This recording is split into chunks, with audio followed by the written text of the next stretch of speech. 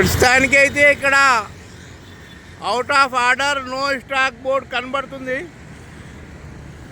దీన్ని బట్టి వాహనదారులకు ఓ మనసులో గుబులు అయిపోతుంది. దేనికంటే ఇక్కడ ప్రాబ్లం అవుతుందేమో ఉద్దేశంతో ఈ విధంగా చూసి చాలామంది వాహనదారులు ఓ బుగులు అవుతున్నారు. మనం చూస్తున్నాం కదా, ఈ పెట్రోల్ బంక్ మీద నో స్టాక్ అని రాసింది. అంటే దీనికి కారణము ఈయన రిపేరింగ్ చేపిస్తున్నాడా? చూడండి, 4 రోజుల నుండి బంద్ ఉన్నదంట. చూడండి, ప్రస్తుతానికి అయితే బంద్ ఉన్నది ఇక్కడ. చూడండి,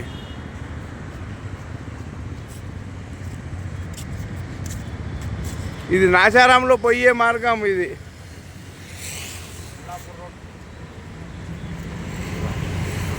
भाई कहीं के लिए आए आप? पेट्रोल के लिए. ప్రస్తుతానికి అయితే చూడండి, వాహనదారులు కూడా చూసి వెళ్ళిపోతున్నారు. ఇక్కడ